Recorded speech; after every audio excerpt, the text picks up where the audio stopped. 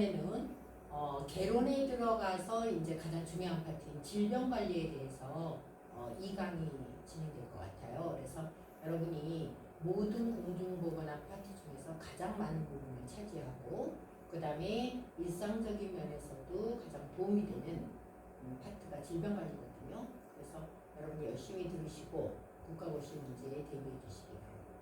자, 요즘 시간에 여러분 공중보건학 개론에 대한 1강에서는 전체적인 오리엔테이션을 해드렸어요. 근데 이제 이번서부터 본격적으로 우리가 각 파트별로 강의에 들어가겠는데 오늘은 질병관리에 대한 부분을 설명해 드리겠습니다. 근데 이 질병관리가 의외로 광범위합니다.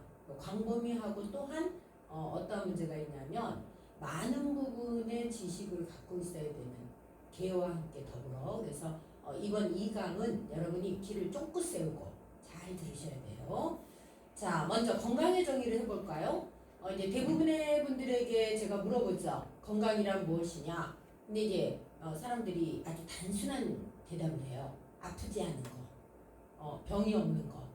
하지만 우리가 말하는 건강의 정의는 보다 광범위하고 완벽한 정의가 있어야 되겠죠. 그래서 질병이 없거나 허약하지 않다는 게 건강이 아니고요. 신체적으로, 정신적으로, 사회적으로 안녕 상태. 여기서 안녕이라는 것은 영어로 웰빙이라고 합니다. 웰빙. 그러니까 우리가 신체적으로 건강하다고 그 사람이 건강한 사람이 아니고요. 예를 들어서 조현병을 갖고 있다든가. 그 다음에 우리가 사이코패스란 말 많이 하죠. 사회적으로 어떤 경계선상에서 벗어난 사람. 여기서 패스란 얘기는 병리란 뜻이에요. 병이 있다는 뜻이에요. 근데 사이코는 정신적인 면에 병이 있다. 이런 뜻이죠. 그래서 요즘은 여러분 조심하셔야 돼요. 내 옆에 내가 사이코패스가 앉아있어서 나한테 이상행동을 할 수도 있다는 거죠. 결론은 건강의 정의는 신체적, 정신적, 사회적 안녕의 완전한 상태다. 그 다음에 그럼 우리가 지역사회 주민들의 건강에는 어떤 영향력을 미치는 요인들이 있느냐? 첫 번째가 주민의 경제도죠.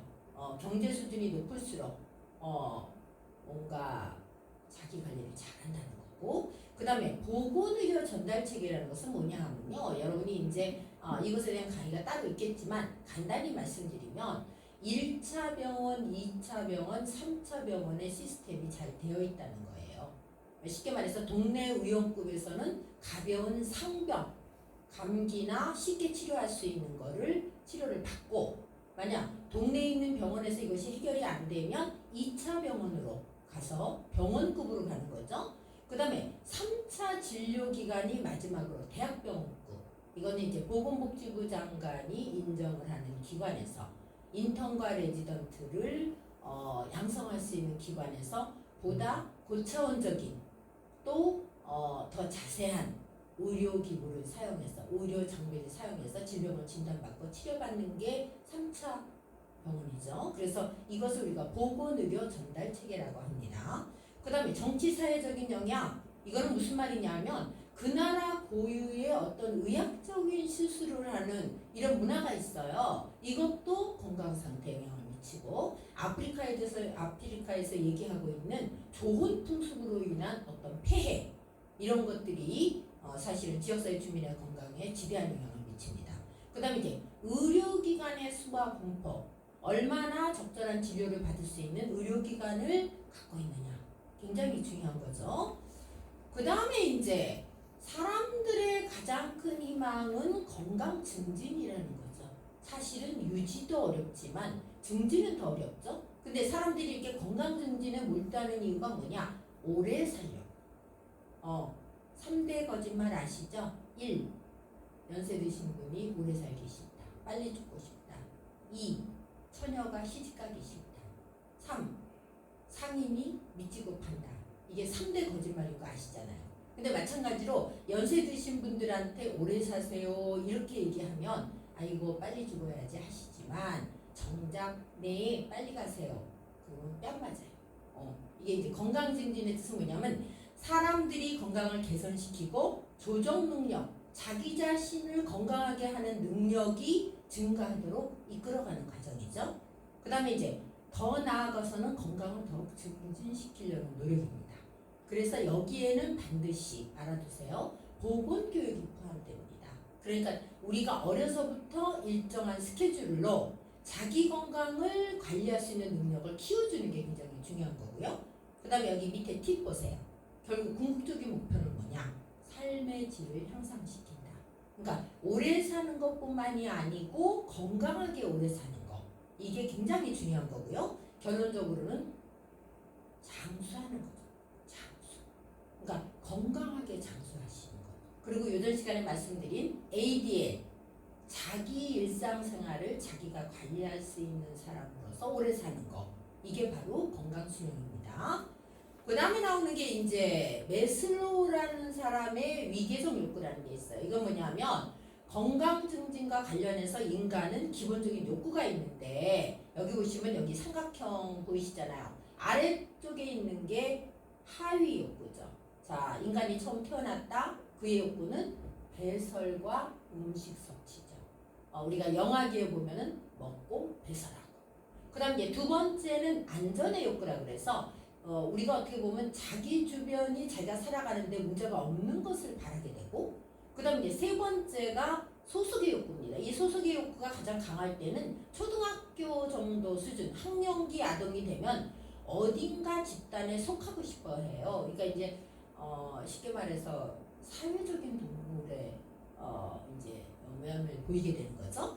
그 다음에 이제 성인이 되면 자기 스스로 자아 존중의 욕구라는 거, 자존감의 생성이라고 볼 수가 있겠죠. 이게 이제 소속의 욕구서보다는 심리적인 욕구죠. 소속부터 심리적 욕구, 그 다음에 생리적 욕구와 안전 욕구는 기본 욕구, 그 다음에 이제 최종적으로 마지막 탑 정상에 있는 것은 개인 능력의 충족이죠. 이걸 우리가 자아 실현의 욕구라고 합니다. 근데 이것은 여러분이 20세 성년이 됐다고 이루는 게 아닙니다.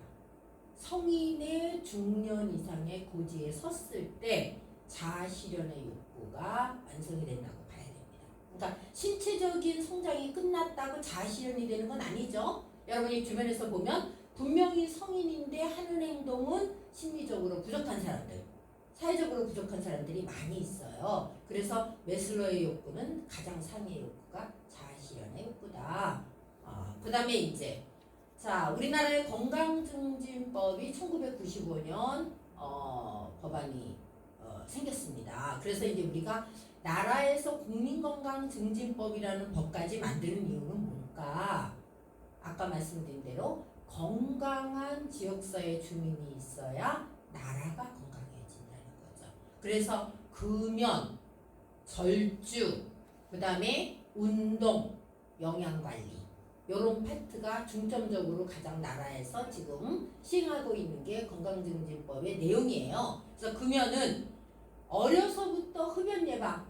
근데 문제는 뭐냐면 우리나라 담배값이 2배로 오르고 나서 한 몇 개월 주춤하다가 원상복구된 거 아시죠? 그리고 성인 남성의 흡연율은 줄어들고 있는데 요거는 말씀드리기 좀 부끄럽지만 18세 이상의 여성 인구는 지금 꾸준히 증가한다고 합니다. 그래서 우리가 도로변에서 담배 피고 있는 여성을 보는 게 뭐 이렇게 어려운 일이 아니게 됐어요. 근데 그게 여자는 담배를 피우면 안 된다라는 게 아니라 사실은 우리가 여성의 건강은 그 나라의 모성 건강이고 그 모성 건강은 그 나라에 태어나는 자녀의 건강과 연관이 되어 있기 때문에 우리가 여성의 경우는 이제 금연과 흡연 예방에 대한 교육이 꾸준히 이루어져야 되고요. 그 다음에 이제 금연 클리닉 아시죠? 요즘 회사에서도 금연하면 뭐 6개월 금연하면 포상금 주는 회사도 생겼고요. 많이 다양화됐습니다. 그 다음에 이제 금연 상담 전화, 그 다음에 흡연율 모니터링 등을 하고 있고요. 그 다음에 절주는 일단 음주 예방 교육 및 홍보가 대대적으로 이루어지고 있고요. 그 다음에 여러분이 아시겠지만 음주운전 강화, 그러니까 음주운전에 대한 규제가 그 알코올 퍼센테이지를 전체적으로 내려서 술을 마신 많은 사람들이 더 엄벌을 받도록 이렇게 시행되고 있습니다. 그리고 이제 음주 통제 정책 강화가 바로 이거죠. 그 다음에 주류 광고도 미성년이 광고하지 않도록. 근데 요즘 보면 다 꽃다운 여자 탤런트들이 열심히 하고 있습니다. 그리고 옛날만 해도 음주의 범위가 사실은 연령대가 많이 높았죠. 시작되는 게. 근데 요즘은 거의 뭐 중고등학교 때부터 음주를 하고 사고를 내고 그리고 아빠 이름으로 렌트해서 타고 가다가 친구들끼리 5명이 똑같이 손잡고 하늘로 가고 이런 일이 벌어지고 있죠. 그래서 음주폐해 평가 지표를 지금 나라에서 개발하고 있습니다. 그 다음에 이제 운동. 자, 여러분 운동의 개념이 뭘까요? 일단은 맥박수가 100이 넘어야 운동입니다. 그리고 30분 이상을 운동을 해서 땀이 나야 운동이에요. 그래서 이제 우리 학생들을 교육하다가 제가 물어봅니다. 운동 뭐 하고 있냐고. 다 숨쉬기 운동하고 있대. 숨쉬기 운동. 소리 안 나고 조용히 살기 위해서. 그것은 운동이 아닙니다. 그래서 운동시설 확충. 요즘 우리나라 굉장히 잘 돼 있어요. 공원만 가도 가벼운 운동할 수 있는 설비가 다 돼 있고요. 그 다음에 이제 국민건강운동사업의 평가체계. 이건 뭐냐면 운동을 함으로 인해서 어떤 점이 좋아지느냐에 대한 홍보를 열심히 하고 있죠. 첫째, 걷기 운동하면 심폐 기능이 높아진다. 그 다음에 이제 비만을 예방할 수 있다. 그 다음에 이제 운동 실천 동기화를 촉진하는 거죠. 왜 내가 운동을 해야 되냐라는 것을 알려주는 거죠. 그 다음에 이제 마지막으로 영양이 있습니다. 영양이라는 것은 뭐냐면 우리가 이제 왜 그러면 영양 문제가 확대가 되냐면 요즘 1인 가구가 증가하잖아요. 결혼을 하고 안 하고 혼자 사는 사람들이 많이 늘어나면서 영양 밸런스가 맞지 않는 음식을 계속 먹고 있는 거죠. 그리고 인스턴트 음식, 그 다음에 폭식, 이런 일들, 야식, 이런 일로 인해서 취약계층 프로그램을 확대하고요. 그 다음에 이제 바른 식생활을 위한 자료 개발을 보급하고 있습니다. 그 다음에 이제 가공식품의 영양표시 제도는 뭐냐 하면 이 가공식품 안에 어떤 첨가물이 들어가 있느냐, 그 첨가물의 기능을 여러분이 알아야 됩니다. 그래서 한 가지 팁을 드린다면 햄을 사실 때 보존 기간이 짧게 만드는 햄을 사시는 게 좋아요. 왜 그러냐면 그만큼 방부제를 적게 넣었다는 얘기고요. 그리고 빵을 사가지고 집에 뒀을 때 3일 되면 곰팡이가 피는 빵을 사셔야 돼요. 방부제 많이 들어가면 열흘 있어도 그대로 있어요. 이런 것들. 그 다음에 이제 노인을 위한 밀도 높은 조리법을 개발해서 보급하는 거.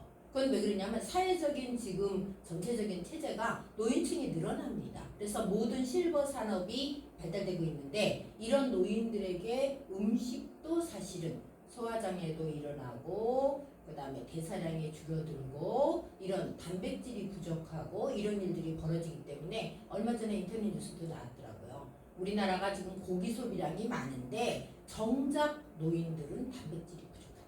그래서 노인들 같은 경우는 너무 탄수화물을 70~80%를 차지해서 열량만 섭취하지 고질의 영양분을 섭취하지 못하고 있다는 얘기예요. 그 다음에 이제 3차적으로 국민건강 증진에 대한 얘기를 이제 나라에서 추진한 것을 간단하게 말씀드리면 종합계획은 2020년 얼마 안 남았죠. 건강수명을 75세 이거는 거의 달성하는 거 문제 없으리라 생각합니다. 아주 우리나라 고속화 도로를 타고 달리듯이 평균 수명이 늘어나고 있어요. OECD 국가 중에서 고령화 1위입니다. 저희 나라가. 그게 아마 건강보험과 장기요양보험의 혜택도 많은 걸로 알고 있습니다. 그 다음에 건강형평성 제고를 목표로 5년마다 플랜을 짜는 거죠. 5년마다 플랜을 짜서 국민건강 증진을 어떻게 우리가 추진할 것인가. 그 다음에 이제 요전 1강에서도 말씀을 드렸죠. 평균 수명의 정의를 한 번 더 생각하고 지나갈까요? 어떤 인구의 연간 사망자의 평균 연령이 우리가 평균 수명이죠. 그러니까 쉽게 말하면 0세가 아기가 태어났을 때 그 아이가 앞으로 몇 년 살 수 있을까? 이게 평균 수명입니다. 쉽게 말해서 0세 여아, 남아가 태어났을 때 여명이라고 그러죠. 남아있는 수명. 예를 들어서 우리나라 평균 수명이 75세다. 그러면 35세인 남자는 여명이 40년 남아있고요. 55세인 사람은 이제 20년 남아 있고요. 이거 우리가 여명이라고. 여기서 여는 나머지 여자. 나머지 남았다. 그러니까 사실은 우리가 평균 수명이 75세라 그러면 약 38세가 되면 이제 반 사는 거죠. 하프. 이제 하프가 남은 거죠. 근데 아마 평균 수명이 계속 늘다 보면 38세를 산 분도 40세 이상을 더 살 수 있는 그 기간 동안 평균 수명이 꾸준히 늘어날 거니까. 그 다음에 건강 수명은 말씀드렸습니다. 평균 수명에서 질병이나 부상으로 인해 활동 못한 기간을 뺀 거죠. 그게 가장 최소한의 연이 15년 정도라고 알려져 있어요. 그러니까 75세를 산다고 치면 15년은 골골골 건강하지 못하게 사는 거죠. 자그만치 우리가 일생을 통해서 감기로만 아픈 기간이 3년이라고 합니다. 다 합치면. 우리는 며칠 알았다고 생각하는데 모아 감기만 걸려서 골골거리고 재생활을 못하는 게 3년입니다. 자, 우리가 건강증진에서 변화 단계 이론이라고 그래가지고 이걸 우리가 범이론이라고 얘기하는데요. 주로 이제 금연을 하거나 절주를 하는 사람들, 이런 사람들에게 프로그램을 만들 때 단계가 있습니다. 첫 번째가 계획 이전 단계죠. 계획 이전 단계는 뭐냐면 아직 담배나 술을 끊을 생각이 없는 사람에게 하는 거죠. 주로 내용은 뭐냐면 음주의 유해성을 정보를 주고, 그 다음에 금연과 절주의 동기를 부여하는 거죠. 그 다음 이제 두 번째가 계획 단계입니다. 계획 단계는 스스로 담배나 술이 해롭다는 것을 인정해야 돼요. 인정을 하고 담배나 술을 자기 진단을 해서 내가 이제 필름이 끊긴다. 그 다음에 부정적으로 생각하게 하는 단계. 그럴 때 당장 금연이나 절주는 아직 안 하고 있어요. 그럴 때는 무슨 이론을 프로그램을 해주냐면 흡연 음주 행위를 관찰하고 인식할 수 있도록, 쉽게 말하면 자기가 술을 먹고 실수하는 것을 동영상을 떠서 보여준다거나 음성을 들려준다거나 그래서 내가 지금 심각하구나 라고 느끼는 거. 그 다음에 이제 세 번째가 준비 단계입니다. 근데 이때는 구체적으로 금연이나 절주를 계획하고 있는 거죠. 쉽게 말하면 언제부터 할 거다. 한 달 이내에 자기가 이 프로그램을 진행해서 금연을 하거나 절주를 하겠다고 하는 단계인데, 이때는 구체적으로 금연을 어떻게 하는지, 절주를 어떻게 하는지에 대한 정보를 제공하고 전략을 주는 거죠. 그 다음에 이제 행동 단계는 금연이나 절주로 돌입하는 거죠. 돌입할 때 중요한 건 뭐냐면 이 금연절주를 시작한 지 6개월 이내의 단계인 경우는요, 주요 제공 메시지는 이제 전체적으로 약간 중단하고 그 사람을 관찰하는 시기로 하는 거죠. 그 다음 마지막으로 유지 단계. 이거는 이제 다이어트 과정에서도 똑같습니다. 다이어트에 돌입하는 사람은 많아요. 근데 다이어트를 계속하는 사람은 적어요. 그러니까 이거는 6개월 이상 금연이나 절주를 지속하고 있는 단계고, 주요 이제 메시지는 지지해 주는 거죠. 잘한다. 역시 의지력이 대단하다. 앞으로 건강해질 거다. 이런 메시지를 계속적으로 줘서 결국 유지를 해서 마지막으로 자기가 원하는 금연 또 절주를 종료하는 걸로 이렇게 하는 단계를 우리가 변화관계 이론이라고 합니다. 자, 우리가 질병의 이해에 먼저 들어가 보면요, 질병 발생의 결정인자가 있습니다. 여기에는 병인, 환경요인, 숙주요인이 있는데, 여기 숙주요인에 보시면 네모칸이 쳐 있죠. 이건 이제 제일 중요하다는 얘기고요. 병인을 보시면 외부 온도, 습도, 음파, 기압, 물, 유해가스 또는 화학적인 물질이 들어가고요. 그 다음 환경 요인은 우리가 모기를 매개체로 해서 생기는 질병 중에 대표가 뇌염이죠. 그럼 모기를 박멸하면 뇌염 전파가 안 되죠. 이런 매개곤충. 그 다음에 여러분이 아시겠지만 패스트라고 중세에 수많은 사상자를 낸 질병이 있는데 이 동물은 쥐입니다. 쥐. 자, 그 다음에 기후, 지형, 상하수도 상태, 그 다음에 위생 상태가 들어가고요. 그 다음에 숙주 요인에 들어가면 우리가 숙주의 뜻이 영어로 호스트예요. 주인이죠. 그러니까 균이 인간에게 와서 감염을 일으키면 그 균의 주인은 인간인 거예요. 그래서 이 숙주 요인이 가장 중요합니다. 연령대로 보면 가장 취약한 연령이 유소아, 그 다음에 노인층, 노약자, 그 다음에 여러분이 알고 있는 에이즈 환자. 에이즈 환자는 감기와 폐렴에 걸려서도 사망할 수가 있어요. 왜 그러냐면 후천적으로 면역이 결핍되는 질병이기 때문에 꼭 큰 병으로 죽는 것이 아니라 소소한 병으로도 그 병을 이겨내지 못하면 결국은 죽음으로 가는 거죠. 그 다음에 종족, 성, 면역 상태, 그 다음에 그 사람의 생활 습관. 쉽게 말해서 과거보다 모든 사람들이 개인위생이 굉장히 철저해지고요. 상하수도 관리가 잘 돼 있기 때문에 청결하게 살고 있는 것은 맞아요. 그래서 이런 것들이 균의 침투를 막는 요인이 되고요. 그 다음에 이제 청결의 척도가 손 씻기다라는 걸 모르는 국민이 없잖아요. 우리가 마트 화장실에 가도 손 씻기는 모든 질병을 차단하는 가장 큰 요인이 되고요. 그 다음에 식중독, 여름에 식중독도 손 씻기가 50% 이상 예방한다는 게 얼마 전에 요식업소 갔더니 붙어 있더라고요. 그 다음에 건강 상태, 그리고 그 사람의 영양 상태가 얼마나 충실한 상태냐에 따라서 이 숙주 요인이 가장 큰 요인이 됩니다.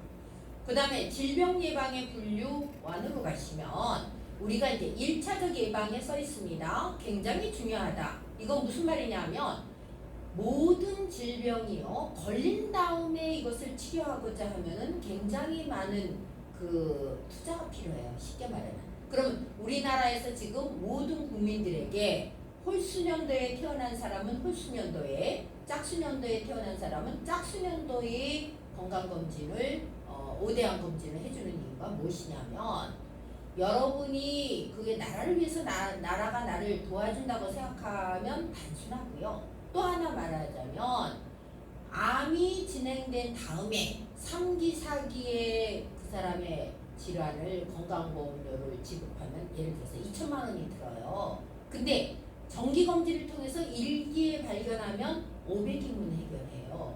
그러니까 나라의 건강보험공단의 입장에서 보면 집단검진을 시행해서 조기 발견, 조기 치료를 하면 건강보험료가 훨씬 안 나가는 거죠.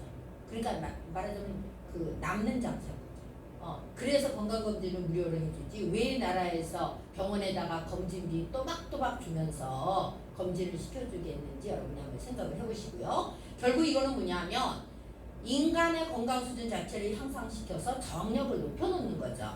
예를 들면 예방접종, 그 다음에 산전간호. 이 산전간호는요, 산전간호를 얼마나 철저히 해주냐에 따라서 그 나라의 인구 자질이 높아집니다. 건강한 자녀가 출산하느냐, 질병에 취약한 자녀가 출산하느냐, 또는 건강한 아기가 나오느냐, 미숙아가 나와서 인큐베이터로 들어가느냐가 사실은 산전간호에 의해서 결정이 되는 거죠. 그 다음에 비만증 예방, 요즘 여러분이 이런 말 하죠? 365일 다이어트 하면서 산다. 근데 왜 비만은 여러 가지 질병을 불러옵니다. 예를 들어서 고혈압, 그 다음에 고콜레스테롤, 심장질환, 간상동맥질환 이런 것을 불러오기 때문에 일단은 본인이 불편해서 비만을 없애야 되겠다는 생각도 중요하지만 질병의 발생을 줄여준다는 점에서 전 국민의 비만 예방은 굉장히 중요하고요. 그 다음에 이제 건강 유지와 증진, 건강 보호, 그 다음에 보건교육을 많은 방송 매개를 통해서 여러분이 한번 뽑아보세요. 건강에 대한 프로가 아마 10손가락 가까이 되죠. 지상파, 공중파 다 합쳐서 그만큼 국민들에게 범국민적으로 보건교육을 하고 있는 거라고 볼 수 있습니다. 그 다음에 이제 건강상담 등이 있습니다. 그 다음에 두 번째, 2차적 건강 예방은 무엇이냐? 조기 발견, 조기 치료죠. 그러니까 암일지라도 1기에 발견하면 빨리 치료를 하고 인체 손상이 없는 거에 비해서 3기, 4기로 갔다 그러면 이미 타 기관, 다른 기관에 전이가 된 상태이기 때문에 훨씬 이 암 치료가 힘들어집니다. 그래서 조기에 진단 치료받거나 질병 발생 직후라도 병의 진전을 지연시키죠. 그래서 후유증을 줄이는 거죠. 그러니까 빨리 발견해야 빨리 치료할 수 있다는 이론으로 생각하시면 되고요. 예를 들어서 집단검진 흉부 엑스레이를 찍어서 결핵을 조기 발견하고 당뇨병 환자를 철저한 식이요법으로 더 이상 합병증이 생기지 않도록 도와주는 거. 그 다음에 대표적인 게 정기검진, 집단검진, 당뇨 같은 경우는 식이요법 등이 해당이 됩니다. 그 다음에 질병 예방의 분류에서 3차 예방은 무엇이냐? 병에 이미 걸렸어요. 치료를 했어요. 그러면 다시 사회적으로 복귀해야 되죠. 재활해야 되죠. 그래서 병에 걸린 후라도 그 잔재 효과를 최소한으로 줄여 빨리 사회에 복귀시키는 겁니다. 그래서 대표적인 게 재활, 정신질환 환자의 사회 복귀를 촉진하는 거죠. 그 다음에 자, 여러분이 제가 숙주에 대해서 말씀을 드렸는데 감염병과 숙주의 특성에서 보면 감염력이라고 나옵니다. 감염력. 감염력은 무엇이냐?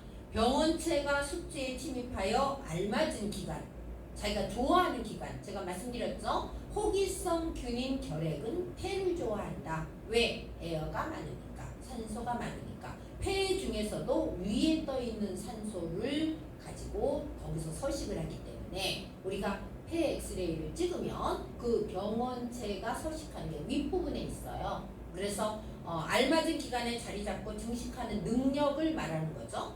그 다음에 병원력은 뭐냐? 병원력은 병원체가 감염된 숙주에서 현성질병, 현성질병은 뭐냐면 이 현자가 한자로 나타날 현자. 그러니까 아프든지 몸에 무슨 어떤 병적인 증상이 나타나죠. 이런 현성 질병을 일으키는 능력을 병원력이라고 하죠. 그러니까 우리가 병원체가 들어와서 우리 몸에 서식을 하고 현성 질병을 일으켜야 우리가 병에 걸렸다. 이렇게 얘기할 수 있는 겁니다. 그 다음에 동력은 무엇이냐? 병원체가 숙주에 대해서 심각한 임상 증상과 장애를 일으키는 능력입니다.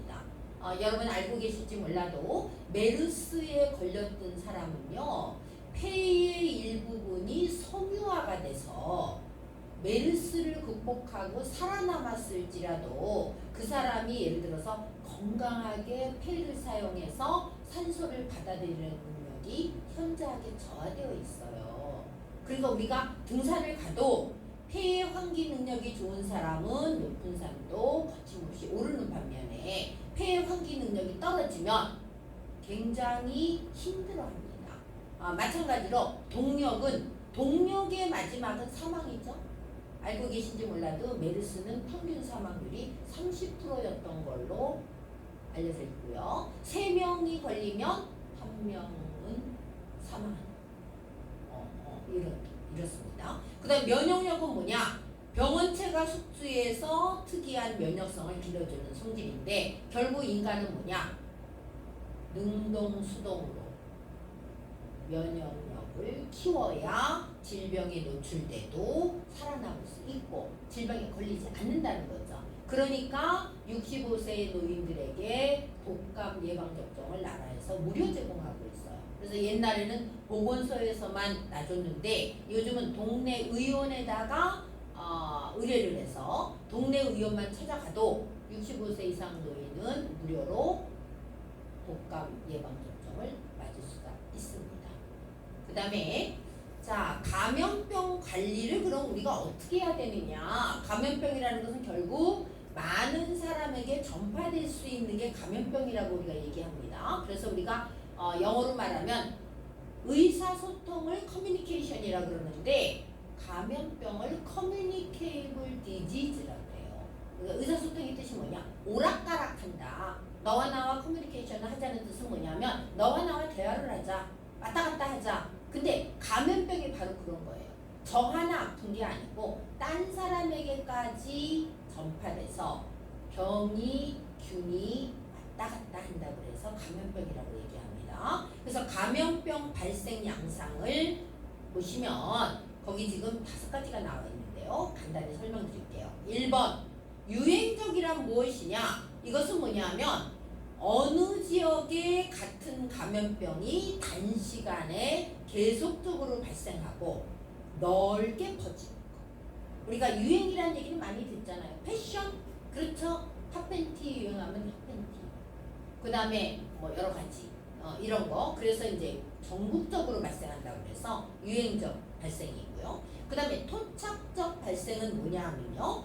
지방의 특수성에 의해서, 그러니까 열대지방에 고온에서만 살아남는 균은 열대지방에만 발생한다고 봐야 되고요. 그 다음에 여러분이 알고 계시는 수의성 전염병, 물로 인해서 전파되는 질병은요. 이거는 후진국의 특징이에요. 왜? 상수도가 발달이 안 됐기 때문에 소독 안 된 물, 염소소독이 돼서 균을 박멸시키지 않은 물을 먹기 때문에 대소변으로 나오는 균을 입으로 마시게 되는 이런 사태가 생기는 거죠. 그래서 이것을 우리가 지방적, 토착적 발생이라고 그러고요. 대표적인 게 장티푸스죠.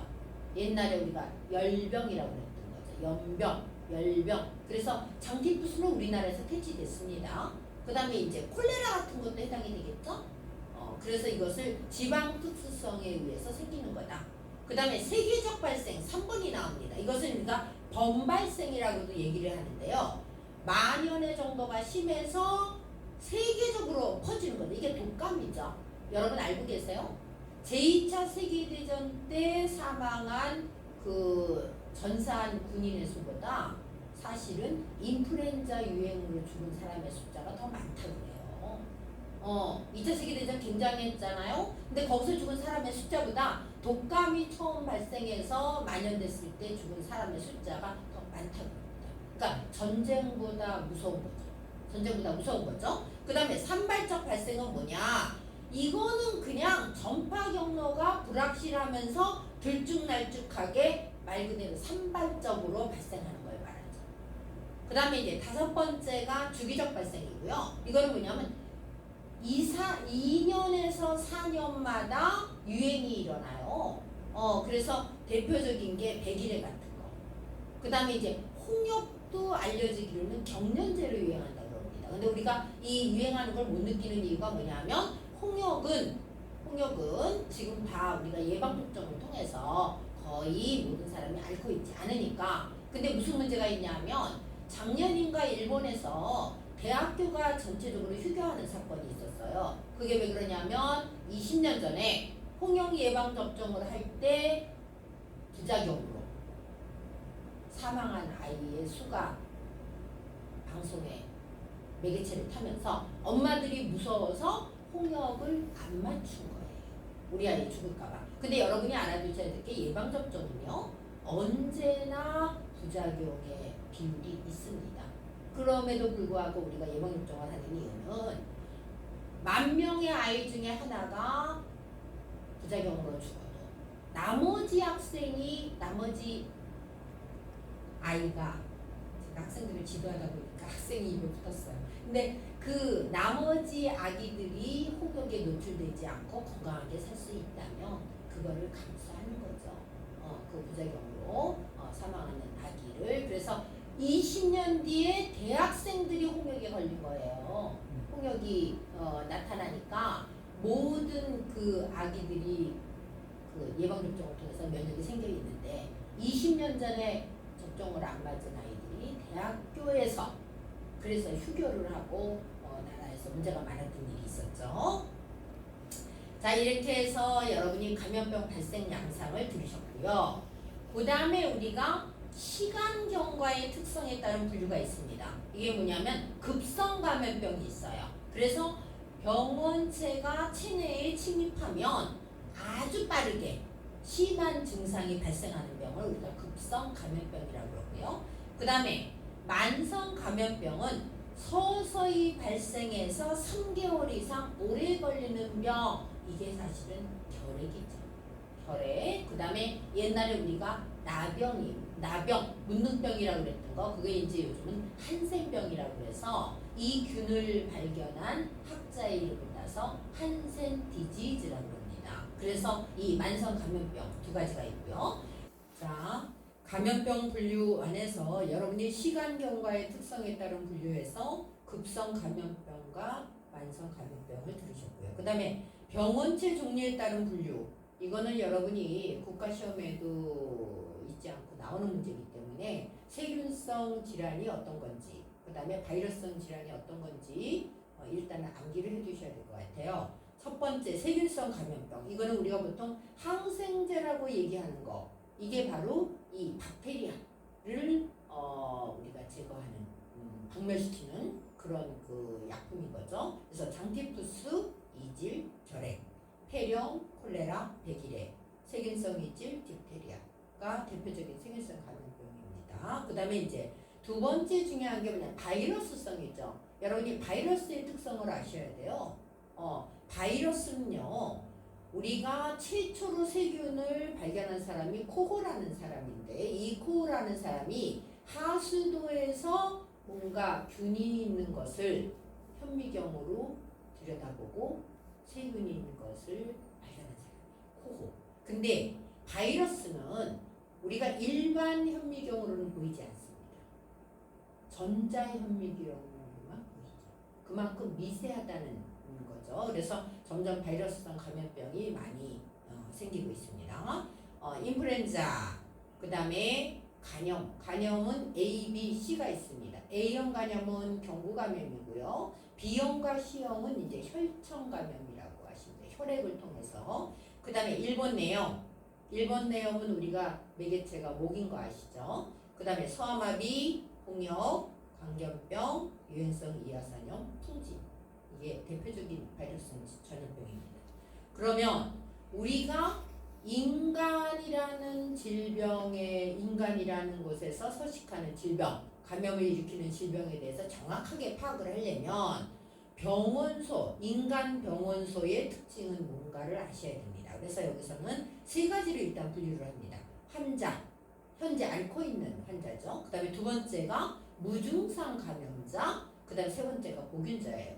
그러면 환자는 무엇이냐? 명백하게 질병에 걸려서 지금 말하자면 끙끙거리면서 앓고 있기 때문에 이 사람이 병원소에서 균이 배출된다는 것을 다 알 수 있어요.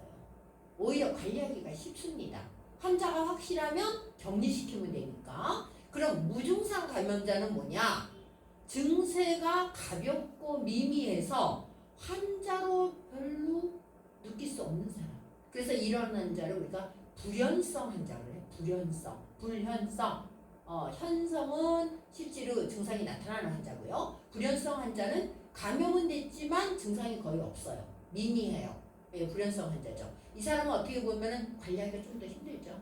그 다음에 보균자가 있습니다. 보균자는 자기가 균을 가지고 배출하는 사람이에요. 근데 이 보균자 중에서도 건강 보균자가 있습니다. 근데 병원체가 침입했지만 임상 증상이 전혀 없고, 그 다음에 건강한 사람과 다름이 없으면서 균만 내놔요.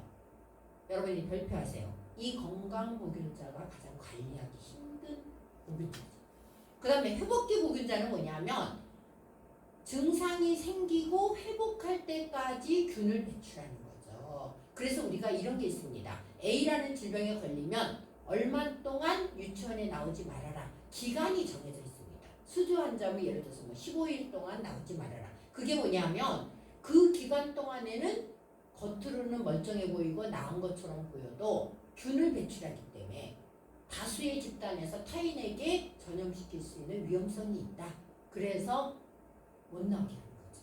그 다음에 잠복기 보균자는 회복기 보균자와 비슷해요. 모든 질병은 균이 몸에 들어왔을 때 아주 특별한 경우를 빼고는 그 균이 증식하면서 질병의 현상이 나타날 때까지 기간 동안에 잠시 멀쩡하면서 균만 내보내요. 이게 잠복기 보균자입니다. 그러니까 모든 질병은요 잠복기가 있어요. 균이 들어와도 다음날 나타나는 게 아니고 길게는 일주일, 2주일, 그리고 아까 말씀드린 한센병은요 잠복기가 10년까지 된답니다. 그러니까 만약 나병이 발견됐다 그러면 그 사람은 언제 균이 들어왔는지 유추하기가 힘든. 그래서 아까 말씀드린 대로 회복기 보균자는 그 질병을 알았기 때문에 일정 기간 동안 말하자면 균이 나오는 것을 우리가 짐작할 수가 있고, 그 다음에 잠복기 보균자도 마찬가지죠. 전조 증상이 보이니까. 근데 가장 위험한 사람은 건강 보균자죠. 본인은 사회활동을 하고 멀쩡한데 몸에서 계속 균을 배출하는 사람. 이거는 이제 우리가 사실은 전반관리 차원에서는 굉장히 문제되는 사람입니다. 그 다음에 이제 여러분이 면역 반응에 대한 것을 간단히 정리해서 말씀을 드릴게요. 면역은 뭐냐 하면 외부로부터 이물질이 들어왔습니다. 근데 이게 바로 세균이죠. 근데 세균의 주성분은 단백질이에요. 이게 생체 내로 들어왔을 때 생체를 보호하기 위해서 만들어내는 물질을 우리가 항체라고 합니다. 항체 형성. 그러니까 예를 들어서 항원이라는 세균이 들어왔을 때 우리 몸에서 내 몸을 보호하기 위해서 만들어내는 물질이 항체인데 이 항체가 어떤 경로를 통해서 만들어졌느냐에 따라서 능동과 수동으로 나뉘어져요. 능동은 뭐냐면 스스로 만드는 거. 능동은 두 가지가 있습니다. 자연 능동. 내가 앓고 나서 그 질병을 말하자면 무찌를 수 있는 그런 물질이 이미 만들어지는 거고, 그러면 인공능동은 뭐냐? 예방접종을 통해서 인위적으로 우리가 세균의 백신을 집어넣어주면 이것에 의해서 항체가 만들어지는 거죠. 그래서 항원항체 반응에 의해서 면역이 형성된다는 걸 아셔야 되고요. 여러분이 상식적으로 우리가 항원이 들어왔다는 얘기는 그 병에 걸렸다는 얘기입니다. 항체가 있다는 얘기는 면역이 생겼다는 얘기입니다. 그래서 비형 간염 항원 항체 검사를 했을 때 항원이 포지티브로 나오면 그 사람은 비형 간염 환자인 거고요. 항체가 포지티브로 나왔으면 그 사람은 면역이 형성되어 있기 때문에 앞으로 걱정 안 해도 된다는 얘기예요. 이렇게 여러분 이해하시면 되고요. 자, 면역의 종류 들어가서 보면 능동, 아까 말씀드렸죠. 자연 능동 면역은 감염병에 감염되어 생기는 면역이다. 비교적 영구적으로 지속되나 기간은 질병에 따라 다르죠. 여기서 재밌는 얘기 하나 해드릴까요? 성병 계열은요, 이 자연능동 면역 기간이 아주 짧기 때문에 한 번 걸려도 다시 걸릴 수 있어요. 임질 같은 거. 그러니까 아마 남자분들 혹시나 뭐 내가 임질 걸려서 이제 다시는 임질 걱정 없겠지? 아닙니다. 하느님이 굉장히 용의주도하시기 때문에 한 번 걸렸다고 너 평생 임질 걸리지 않을 텐다. 안 됩니다. 자, 그 다음에 인공능동 면역은 여러분이 백신이라는 얘기 들어보셨잖아요. 이게 바로 살아있는 균의 백신을 집어넣어주는 거죠. 근데 이게 생생하면 안 돼요. 질병에 걸리니까. 약화생균.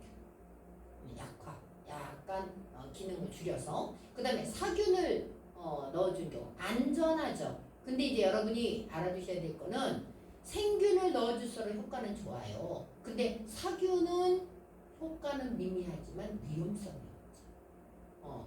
소아마비 백신 중에 우리가 구강으로 넣어주는 경구 백신은 원래 생균이었어요. 근데 이제 그거를 투여하다 보니까 부작용이 생겨서 실제로 소아마비에 걸리는 애가 발생하고 해서 이제는 모두 주사로 바꿨습니다. 주사를 바꿨어요. 사균으로. 안전한 대신 효과는 조금 그렇죠. 그 다음에 면역의 종류에서 수동을 볼까요? 수동 면역은요, 자연 수동이 있습니다.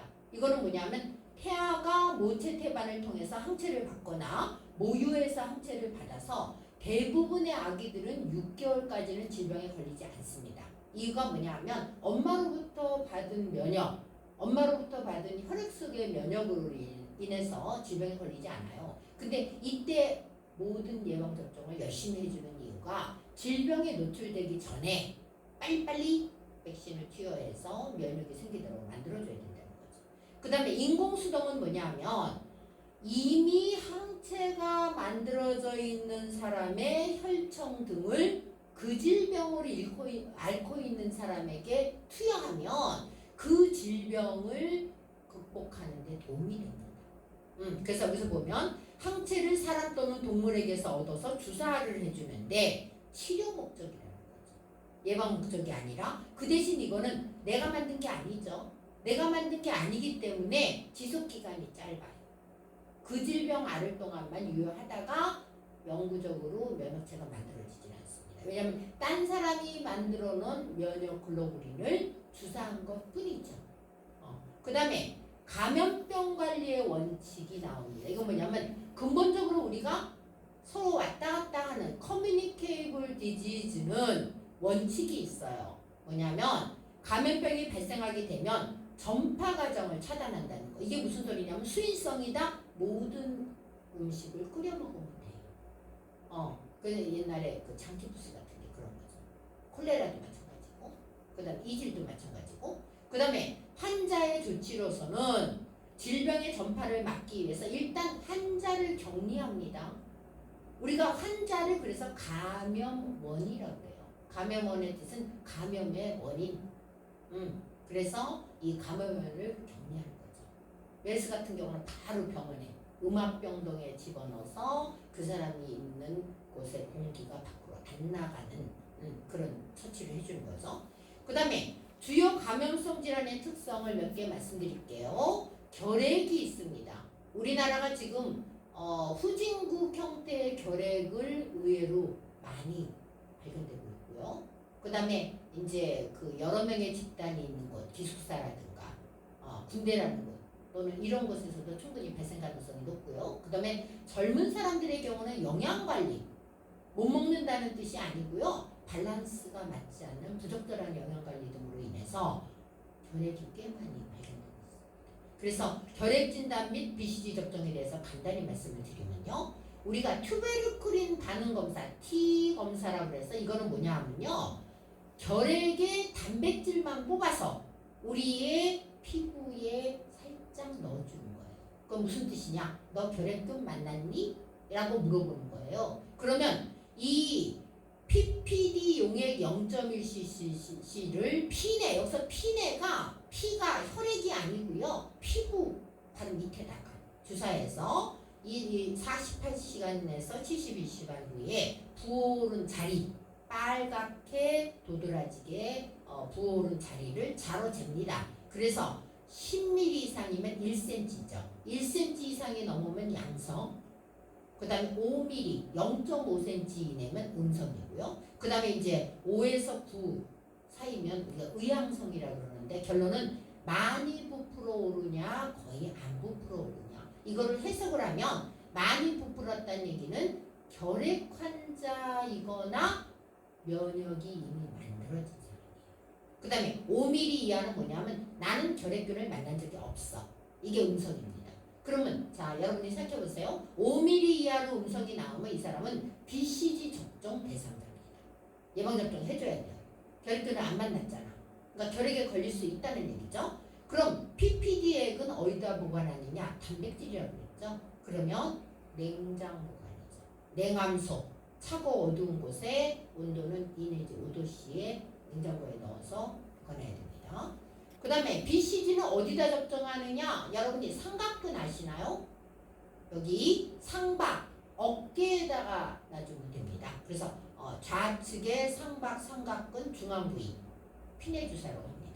그 다음에 흉부 엑스레이 촬영은 뭐냐면 우리가 엑스레이 촬영은 결국 결핵균의 감염을 보기 위한 거예요. 그래서 직접 촬영이 있습니다. 이거는 직접 우리가 보통 검진할 때 개인적으로 한 장을 촬영해서 자세히 보는 건데 정밀도가 우수하고 질환의 호전 상태를 확인할 수가 있고요. 그 다음에 간접 촬영은요.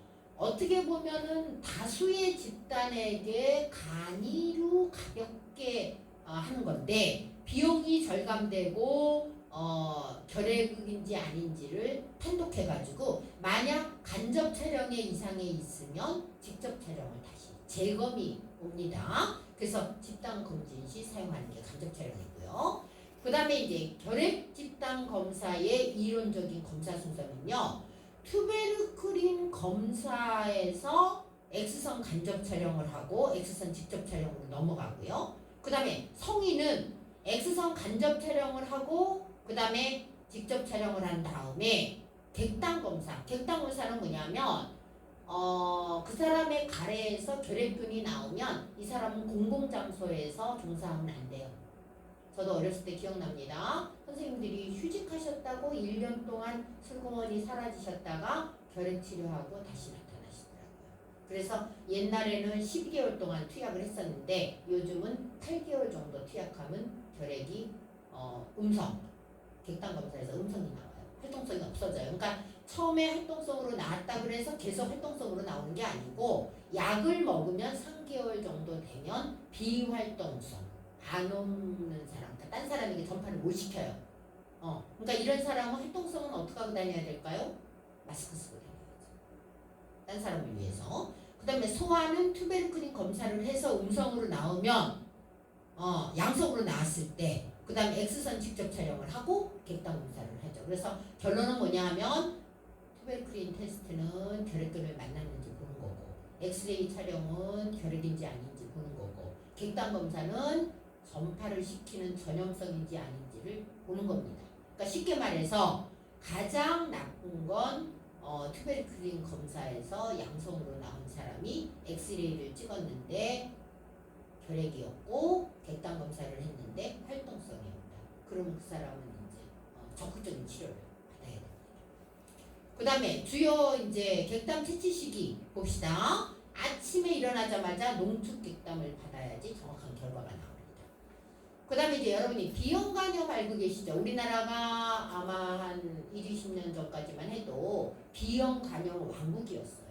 아시아에서. 근데 이게 지금 많이 극복된 이유가 비형 간염을 모든 태어나는 신생아에게 4주 이내에 특히 병원에서 낳자마자 태어나기 전에 비형 간염 예방 접종을 실시를 했기 때문에 젊은 층에는 없어요.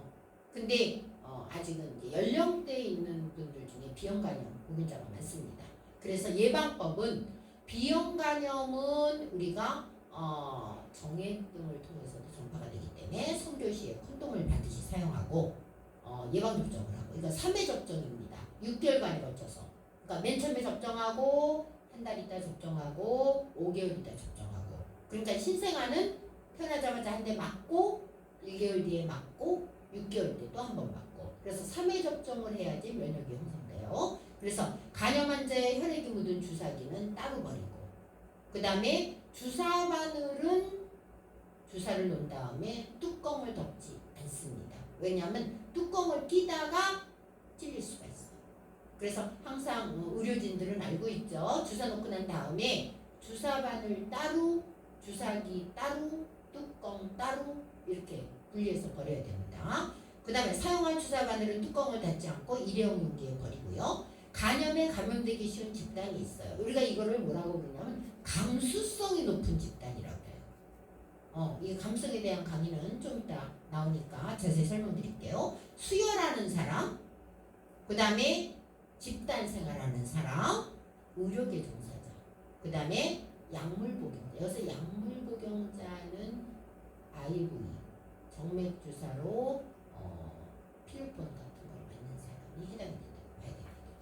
그 다음에 이제 감수성이란 무엇이냐? 여러분이 감수성에 대해서는 이제 일상생활에서 얘기를 하죠. 누구누구는 감수성이 예민해, 감정이 굉장히 말하자면 뭐랄까 좀 넓어. 그게 좋은 뜻으로 쓰이고 있는데 사실은 질병에서 감수성은요 병에 잘 걸릴 수 있다는 뜻이에요. 그래서 숙주에 침입한 병원체에 대항하여 감염이나 발병을 저지할 수 없는 걸 감수성이 높다고 해요.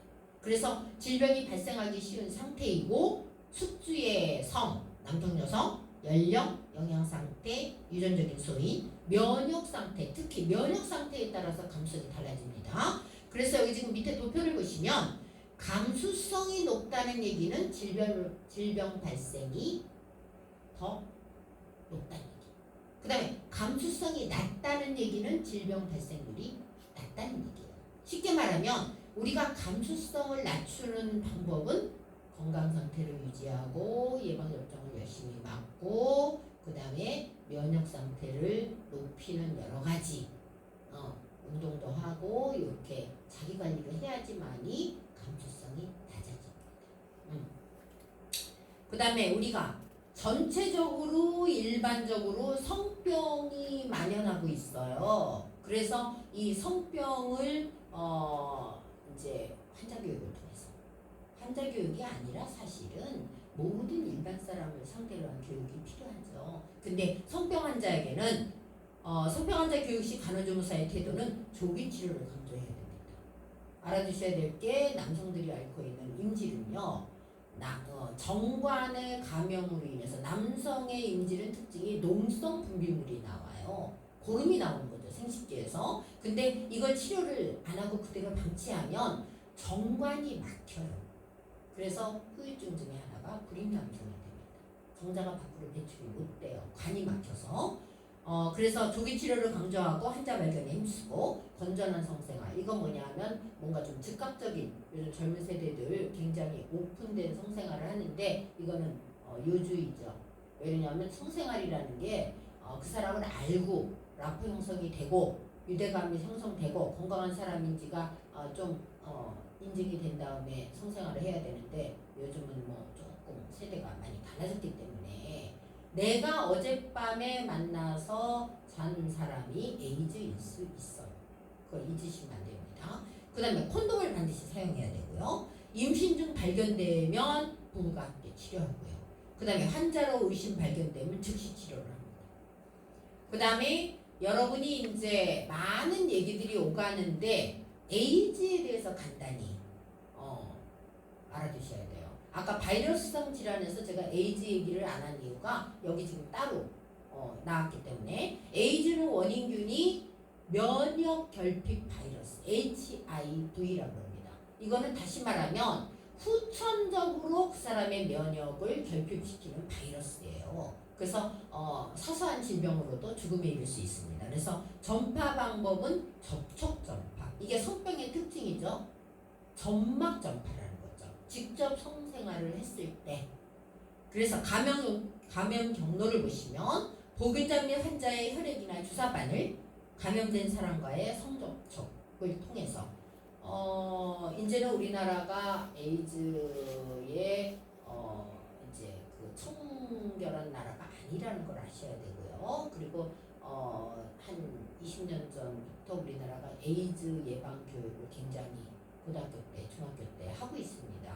그 이유가 뭐냐면 외국인들을 탓할 수는 없지만 많은 그 다문화 가정이 생기고 제가 알기로는 베트남 그 결혼하고자 하는 그 분들, 우리나라에 시집 오고자 하는 분들의 건강검진을 꼭 하고 있는데 얼마 전에 베트남 여성 하나가 에이즈로 판명이 돼서 자기 나라를 쫓겨가는 뭐 이런 사건도 있고 에이즈가 먼 나라의 이야기다 이렇게 생각하시면 안 되고요. 그래서 관리와 대책이 나와요. 건전한 성생활 제가 여러 번 말씀드렸죠. 그 다음에 보건교육의 강화, 그 다음에 수혈에 사용되는 혈액의 철저한 검사가 필요합니다. 근데 이게 맹점이 있어요. 에이즈에 감염되고 3개월까지는 혈액에서 음성 반응이 나와요. 그러니까 혈액에서 음성 반응이 나와서 에이즈인지 알게 되는 게 3개월이 걸린다는 거죠. 그래서 우리나라에서 무슨 일이 있었냐면 너무나 운수가 없게도 그런 중간 과정에 있는 혈액을 음성이라고 그래서 맞은 자궁수술을 한 중년 여성이 에이즈에 걸린 거죠. 그래서 이제 남편이랑 같이 에이즈에 걸려서 나라에 배상 소송을 했다. 뭐 이런 얘기가 나왔고 실제로 뭐 배상을 해줬다지만 그거는 조금 그 삶의 질과는 조금 떨어지죠. 그 다음에 환자와 감염자의 관리 및 추후 관리. 자, 여러분이 헌혈하시면요, 나라에서 여러분 에이즈 검사를 해줍니다. 여러분이 혈액으로. 그리고 조용히 부릅니다. 나라에서 너를 영원히 관리해주겠다. 조용히 안 부르면 에이즈 아닌 거고요. 조용히 부르면 에이즈인 거예요. 그렇게 하시면 돼요. 그 다음에 보건복지부 등록관리. 무슨 말인지 아시죠? 그래서 우리가 에이즈 관리를 이제 철저히 하는 세대가 됐다. 그 대신 이제 세계는요, 질병이 사라지는 질병도 있고요. 전 세계에서 이제 천연두는 없습니다. 1970년대에 WHO에서 공지를 했기 때문에 이제 우리 두창 천연두 예방 접종 안 시키고 있잖아요. 그 대신 또 에이즈가 새로 발현하는 거죠. 그러니까 이런 여러 가지를 여러분이 감염병 관리에서 잘 이해를 하셔서 의료인 쪽에서 일을 하신다면 이런 전염병 차단에 대한 지식이 많으셔야 되고 그리고 우리가 지금 이 전염병 관리가 오늘 이론이 굉장히 많았습니다. 그래서 여러분이 얼마나 이해하셨는지는 모르겠는데 이제 다음 시간에는 인구와 출산, 학교보건 등에 대해서 상강을 준비해서 좋은 강의 보여드리도록 하겠습니다. 지금부터 여러분이 이제 지금까지 들으신 강의 공중보건학개론 질병관리 다 마무리했고요. 마지막으로 기출문제 10문제 풀고 마무리하도록 하겠습니다. 1번 홍역 유행 시 예방접종을 하지 않은 환자에게 홍역 면역 글로불린을 주사하였다. 이는 어떤 면역에 해당하는가?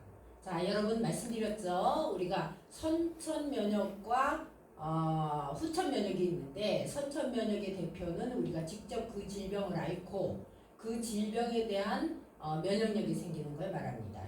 이제 예를 들면 홍역 환자가 홍역을 직접 앓고 평생 동안 앞으로는 홍역에 이환 걸리지 않는 것이 선천 능동 면역이고요. 그 다음에 우리가 그 균을 죽이거나 또는 약화시킨 생균을 넣어서 인공적으로 면역이 생기게 하는 예방접종이 대표적인 인공능동 면역입니다. 그러면 딴 사람에게 형성된 면역 글로불린을 잠시 자기가 치료에 활용하는 거라고 할까요? 이런 것을 우리가 인공수동 면역이라고 해요. 답은 3번입니다. 그 다음에 2번 입원 치료와 외래 치료의 중간 단계로 정신질환자의 증상이 호전된 후 사회복귀를 위해 사용할 수 있는 중재 프로그램으로 오른 것은, 자, 이것을 우리가 데이 하스피털이라고 해서 낮에 환자를 출근시키게 해서 일상생활에 필요한 모든 프로그램을 시행하고요. 그 다음에 오후에 집으로 되돌려 보내는 이것을 우리가 낮병동이라고 합니다. 1번이 답이에요. 여기서 이제 간단하게 두어 개 말씀을 드리자면 이제 환자 자조 모임 3번에 나오죠. 이거는 이제 같은 질병을 가진 환자끼리 모여서 서로 대화도 나누고 자신의 경험담을 나누면서 자신의 질병을 알고 개선해 나가는 프로그램. 예를 들어서 이제 알코올 중독자들의 모임 같은 거 있어요. 근데 그게 현재 알코올에 중독에 걸린 사람 플러스 알코올 중독에서 벗어난 사람을 위해서 만든 모임이죠. 그 다음에 3번 구강보건 시 매일 1회 하루에 한 번씩 불소용액을 양치하면 이 불소용액에 적절한 농도가 있습니다. 여기서 나오죠. 2번이 답입니다. 0.05%. 그러면 매일 1회 불소용액으로 양치를 하는 경우는 0.05%지만 매주 한 번인 경우는 농도가 좀 높아야 되겠죠? 이거는 0.2%입니다. 0.2%. 그러니까 매일 하는 불소 농도의 4배 정도의 용액으로 일주일에 한 번씩 가글을 시켜주는 거죠. 가글. 그 다음에 4번 모성 사망이란 출생아 10만 명당 모성 사망자의 숫자를 말합니다. 이것은 뭐냐면 우리가 중요한 모자보건의 지표인 모성 사망률에 대한 설명으로 옳은 것을 골라라. 자, 이것은 뭐냐면요. 여성이 임신을 하고 분만을 하고 산육기를 겪는 동안에 발생한 사망자의 숫자. 답은 3번이죠. 답은 3번. 그 다음에 5번. 지역사회 간호에서 조기 질환기에 있는 지역 주민들을 가능한 한 빨리 찾아내고자 하는 2차 진료. 제가 말씀드렸습니다. 이것은 지역 주민의 위암검진. 우리나라 건강보험공단에서 일정 연령이 되면 위암검진, 그 다음에 대장암검진, 유방암검진 등의 여러 가지 암검진을 해주고 있어요. 그래서 이것이 대표적인 지역주민의 위암검진 같은 2차 진료에 해당이 됩니다. 답은 5번이에요. 그 다음에 6번. 국내에 유입될 가능성이 있는 해외 유행 감염병으로 신종 인플루엔자 증후군, 그 다음에 중증 급성 호흡기 증후군, 사스라고 그랬죠. 사스. 이것은 어느 군에 속하느냐? 4군입니다. 4번이 답이고요. 그 다음에 7번. 보건소에서 보건 프로그램 운영 시 우선 고려해야 할 사항으로 옳은 것은, 자, 그러면 우리가 중요한 게 뭐냐면 지역사회 주민을 위한 보건 프로그램을 하면은 대상자들이 무엇을 원하느냐. 우스운 말로 양로원에 계시는 할머님들에게 피임시술법을 교육한다? 이것은 말도 안 되는 거죠. 만성질환에 대한 이야기, 그 다음에 관절염 관리법, 그 다음에 노년기의 어떤 변화에 대한 다시 저기 뭐야 하나, 둘, 셋. 자 7번 보건소에서 보건 프로그램 운영 시 우선 고려해야 할 사항으로 옳은 것은 자 그러면 우리가 보건소에서 운영하는 프로그램은 어떤 사항 위주로 해야 되느냐 생각해 보세요. 노인정 할머니들에게 피임수를 교육한다. 이거 너무 웃기는 거죠. 그러니까 쉽게 말하면 그들이 필요한 것을 하는 것이 가장 중요해요. 그러니까 연세 드신 분들에게는 노년기의 건강관리, 만성질환관리, 고혈압관리 이런 거를 해드려야 되고 또 젊은 층, 청소년들이다 성교육 중요하죠. 그 다음에 이성에 대한 어떤 대처하는 자세 이런 거를 해주는 게 중요한데 여기서는 5번이 답이죠. 대상자들의 보건요구도. 그 다음에 8번 병원성 호염균이란 말이 나옵니다. 호염균은 뭐냐면 우리가 세균은 다 염분, 소금을 싫어한다고 생각하지만 그건 아니에요. 왜냐하면 세균에 따라서 자기가 좋아하는 기호가 있어요. 예를 들어서 호산성이다 산소를 좋아하죠. 호산성의 대표적인 균이 폐결핵입니다. 그러니까 폐결핵은 우리가 보통 폐결핵이라고 얘기하지만 결핵균은 우리 몸에 어디든지 침투할 수 있지만 우리가 결핵하면 먼저 폐부터 생각하는 이유가 뭐냐? 결핵균 자체가 산소를 사랑해요. 그래서 폐에서 처음으로 발생을 하고 폐 중에서도 폐 상부 산소가 가장 모여있는 곳에서 대부분 발생을 합니다. 그러면 호산성이 있다면 반대로 산성을 싫어하는 균도 있겠죠. 그게 대표적인 게 파상풍균입니다. 그래서 파상풍균은 자상등을 입었을 때 자상의 뜻이라는 것은 뭐냐 하면 무엇인가에 찔려서 깊숙이 상처가 난 거를 말하죠. 그래서 우리가 칼로 찔렸다든가 못에 찔렸다든가 이런 경우에는 우리가 파상풍균이 산소가 없기 때문에 자기가 선호하는 환경이라서 더 많이 서식할 수 있다는 거죠. 그러면 호염생균은 뭐냐? 소금분을 좋아한다. 바닷물이죠. 바닷물. 그래서 여러분 아셔야 되는 게 여름에 회를 드시는 거 좀 금하셔야 돼요. 왜 그러냐면 여름에는 주로 칼과 도마를 통해서 비브리오균이 번성을 하면서 칼과 도마를 세척하지 않았을 때 이때 우리가 이 호염성 균인 장염 비브리오균을 퇴치하기 위해서는 모든 칼과 도마를 담수해서 말하자면 세척을 잘 해야 됩니다. 그래서 여기서 답은 뭐냐면 여름철 어패류 섭취나 식기류를 잘 닦지 않았을 때 발생하는 식중독균으로 옳은 것은 2번이 답이죠. 장염 비브리오. 그 다음에 9번 유해 환경에 있는 폐기물 관리와 문제를 일으킬 수 있는 폐기물 처리에 드는 비용을 해당 제품이나 재료, 용기의 제조업자 또는 수입업자에게 부담시키는 제도는 무엇인가? 이게 바로 폐기물 부담금 제도죠. 그래서 답은 3번이 되겠습니다. 자, 마지막으로 10번 문제 드리겠습니다. 산업장 근로자가 업무 도중 원하지도 않고 계획하지도 않은 사건으로 상해가 일어난다. 이러한 피해를 가리키는 말. 이 상해라는 것은 우리가 작게는 병원에 가서 단순하게 치료로 끝날 수도 있고요. 그 다음에 입원을 할 수도 있고요. 이 상해의 마지막은 죽음이죠. 그래서 요 근래에도 이제 심심치 않게 뉴스에서 인재라 그래가지고 제대로 관리하지 않고 어디에 들어갔다가 사망하는 정말 아까운 청춘도 가고 또 연배 드신 경력자도 가고 이런 일이 많이 발생하는데 결국 이것을 우리가 산재라고 부르죠. 산재. 여기서 이제 간단히 여러분한테 말씀드리면 우리가 직장에 근무하면서 들게 되는 보험이 4개가 있어요. 이것을 우리가 사회보험이라고 합니다. 4대 사회보험. 이 사회보험이 4개 중에 첫째가 국민연금, 그 다음에 두 번째가 건강보험, 그 다음에 세 번째가 고용보험, 네 번째가 산재보험이죠. 그래서 자기가 일하는 곳에서 어떤 문제가 발생하고 상해가 발생하면 일정한 보상을 위해서 우리가 산재보험에 드는 거잖아요. 그래서 이제 이거는 일상생활에서 우리가 항상 조심해야 되는 문제고요. 여기까지 해서 여러분이 그 공중보건학 베스트 굿쌤 2강이 마무리가 되겠습니다. 근데 이제 제가 유튜브에 댓글을 열어놨는데 댓글이 하나도 없어요. 재미가 없어 그런가?